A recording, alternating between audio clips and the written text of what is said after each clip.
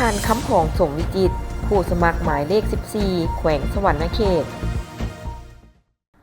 ท่านคำผองสมวิจิตรกรรมการพรรคแขวงหัวหน้าแผนกโยธาธิการและขนส่งแขวงสวรรณเขตท่านกำเนิดมาจากครอบครัวประชาชนธรรมดาและมีความตั้งใจศึกษาหำเหียนหลังจากจบปริญญาตรีที่มหาวิทยาลัยแห่งชาติภาควิชาคมนาคมขนส่งเพิ่นก็เข้าเฮ็ดเวียกกับรัฐเลยแล้วค่อยๆพัฒนาไปเทื่อละขั้นจากวิชาการธรรมดาไปสู่ตำแหน่งที่สูงขึ้นปีนี้เป็นเทื่อทำอิฐที่เพิ่นจะสมัครลงเลือกตั้งสมาชิกสภาแห่งชาติสุดที่10อยู่แขวงสวรรณเขตพวกเฮานำเอาประวัติของเพิ่นมานำเสนอให้แฟนข่าวก็คือชาวแขวงสวรรณเขตได้รู้จักเพิ่นหลายขึ้นก่อนฮอดวันเลือกตั้งท่านคำผองสมวิจิตรผู้สมัครหมายเลข 14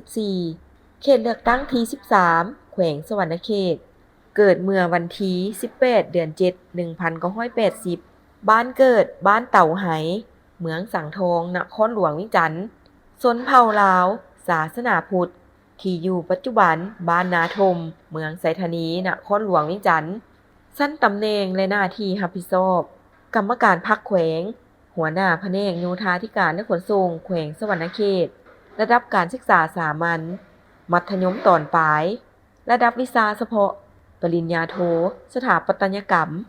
ระดับทฤษฎีการเมืองขั้นสูงวันเดือนปีเข้าสังกัดรัฐ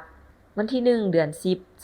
2005วันเดือนปีเข้าสมาชิกพรรคสมบูรณ์วันที่ 13 เดือน 12 2013การเคลื่อนไหวโดยย่อในแต่ละระยะ 1985 หา 1991 เรียนอยู่โรงเรียนประถมเต่าไหเมืองสังทองนครหลวงวิจันทร์ 1991 หา 1994 เรียนอยู่โรงเรียนมัธยมต้นนาเทียมเมืองสังทองนครหลวงวิจันทร์ 1994 หา 1998 เรียนอยู่โรงเรียนมส.เพียวัฒน์เมืองศรีสัตนานครหลวงวิจันทร์ 1998 หา 2003 เรียนปริญญาตรีที่มหาวิทยาลัยแห่งชาติ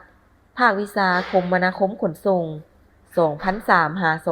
2004 เป็นวิชาการรับผิดชอบเวียกก่อสร้างโครงการบำบัดน้ำเสียหนองจันเมืองศรีสัตนานครหลวงวิจันทร์ 2004 หา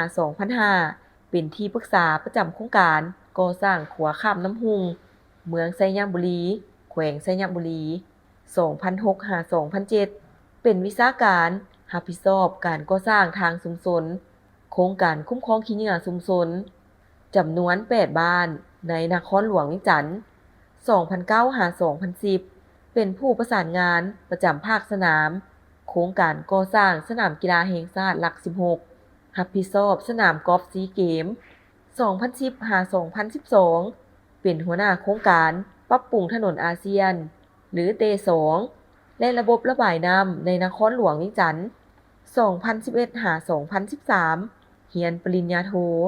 ที่มหาวิทยาลัยแห่งชาติภาควิชาปัตยกรรมศาสตร์และสถาปัตย์สาขาสิ่งแวดล้อมตัวเมือง 2012 หา 2014 เป็นหัวหน้าโครงการปรับปรุงคลองระบายน้ำหนองดวงน้อยระยะ 2 2014 หา 2019 เป็นห้องหัวหน้าแผนกโยธาธิการและขนส่งแขวงไชยสมบูรณ์